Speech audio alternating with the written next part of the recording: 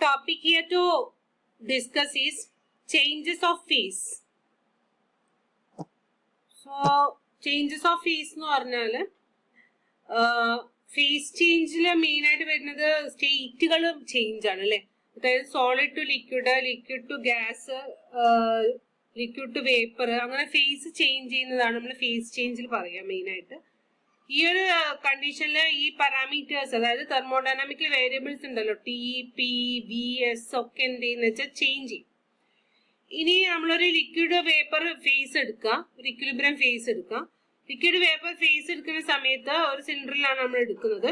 അപ്പൊ അതിന്റെ thermodynamical variables ആയിട്ടുള്ള വി, എസ്, യു, ജി ഒക്കെ എന്തായിരിക്കും എന്ന് വെച്ചാല് നമുക്ക് എന്തായിട്ട് എഴുതാം, മാസ് ഇൻറ്റു ദാറ്റ് ക്വാണ്ടിറ്റി, അതായത് പ്രോഡക്റ്റ് ഓഫ് സ്പെസിഫിക് വാല്യൂസ് ആയിട്ട് എഴുതാം. Mass into product of specific വാല്യൂസിന്റെ സമ്മായിട്ട് എഴുതാൻ പറ്റുന്നതാണ് പറയുന്നത്.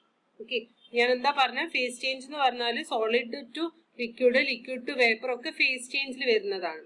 ഇതിൽ ഒരുപാട് തെർമോഡൈനാമിക്കൽ വേരിയബിൾസ് ഉണ്ട് ഡിഫൈൻ ചെയ്ത, pressure, temperature, volume, entropy, enthalpy, Gibbs free energy ഒക്കെ.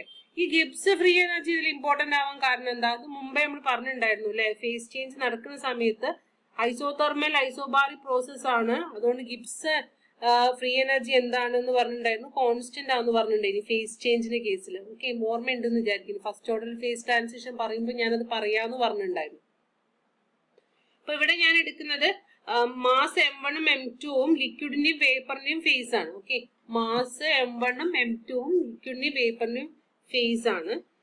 G1ഉം G2 അതിന്റെ സ്പെസിഫിക് ആയിട്ടുള്ള എന്താണ് ഗിബ്സ് ഫ്രീ എനർജി ആണ്. സോ എന്ത് ചെയ്യാന്ന് വെച്ചിട്ടുണ്ടെങ്കിൽ ഞാനത് ഡിഫറൻഷിയേറ്റ് ചെയ്യാം. അപ്പൊ dg is equal to dm1 g1 plus delta m2 g2 ആയിട്ട് വരും. അപ്പൊ dg എന്ന് പറഞ്ഞാല് സീറോ ആണെന്ന് പറഞ്ഞിട്ടുണ്ടായിരുന്നു അല്ലെ. ഐസോതെർമൽ ഐസോബാറിക് പ്രോസസ്സിന്റെ കേസിൽ സീറോ ആണെന്ന് പറഞ്ഞിട്ടുണ്ടായിരുന്നു. ഫേസ് ട്രാൻസിഷൻ നടക്കുമ്പോഴും അത് സീറോ ആണെന്ന് പറഞ്ഞിട്ടുണ്ടായിരുന്നു. അപ്പൊ ജി കോൺസ്റ്റന്റ് ആണ്. നമുക്ക് എന്ത് ചെയ്യാം, delta m1 is equal to minus of delta m2 എന്ന് കിട്ടും. സോ ആ ഒരു കണ്ടീഷനിൽ G1 is equal to G2 ആണെന്നാണ് പറയുന്നത്. അതായത് ഗിബ്സ് ഫ്രീ എനർജി എന്താണ്, സെയിം ആയിട്ടാണ് കിട്ടുക.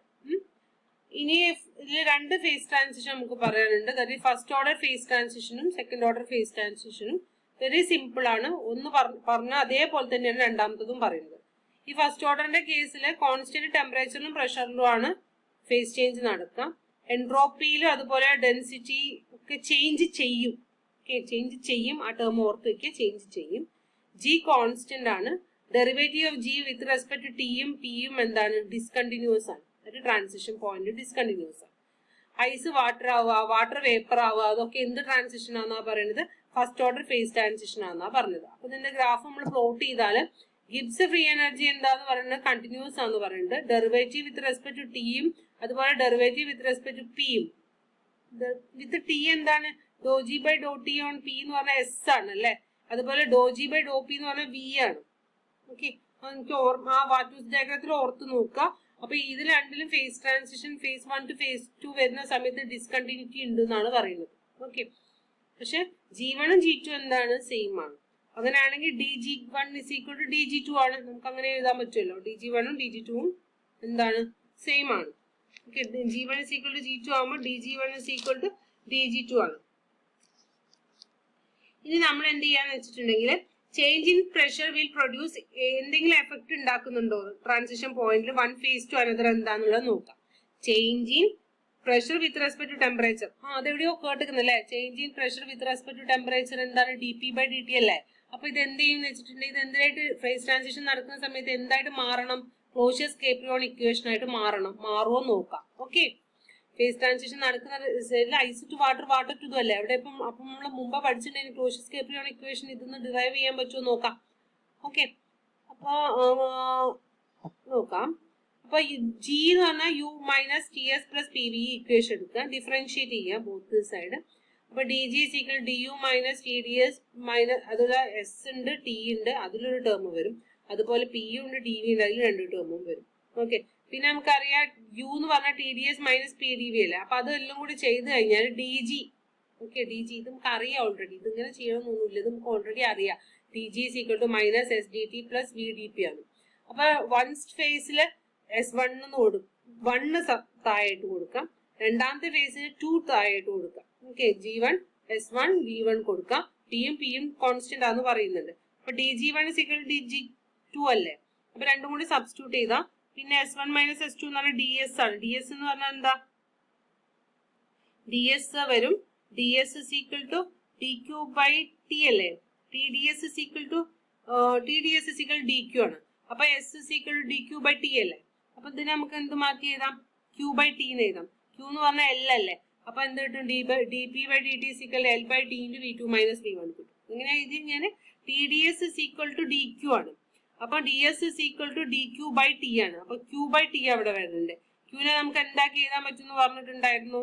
Q നമുക്ക് L ആയിട്ട് എഴുതാൻ പറ്റുമെന്ന് പറഞ്ഞിട്ടുണ്ടായി യൂണിറ്റ് മാസ് ആണെങ്കിൽ.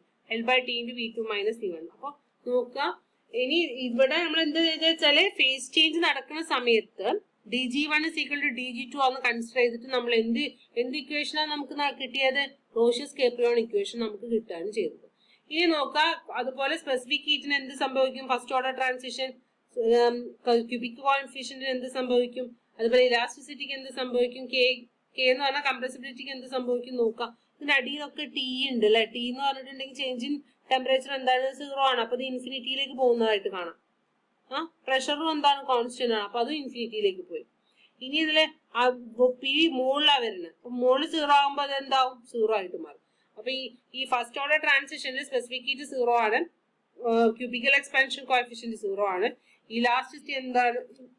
ഇല്ലല്ല, സ്പെസിഫിക് എന്താണ്? സ്പെസിഫിക് ഹീറ്റ് ഇൻഫിനിറ്റി ആണ്. ഗാമ ക്യൂബിക് കോഎഫിഷ്യന്റ് എന്താണ്? ഇൻഫിനിറ്റി ആണ്. ഈ ഇലാസ്റ്റിസിറ്റി എന്താണ്? 0 ആണ്. കംപ്രസിബിലിറ്റി എന്താണ്? ഇലാസ്റ്റിസിറ്റി ബൾക്ക് മോഡുലസിന്റെ റെസിപ്രോക്കൽ ആണ് എന്തെന്ന് പറയുന്നത്? കംപ്രസിബിലിറ്റി എന്ന് പറയുന്നത്. അതെന്താണ്? ഇൻഫിനിറ്റി ആണ്. ഒന്നുകൂടി പറയാം, CP എന്താണ്? ഇൻഫിനിറ്റി ആണ്. ഗാമ എന്താണ്? ഇൻഫിനിറ്റി ആണ്. K എന്താണ്? ഇൻഫിനിറ്റി ആണ്. E എന്താണ്? 0 ആണ്.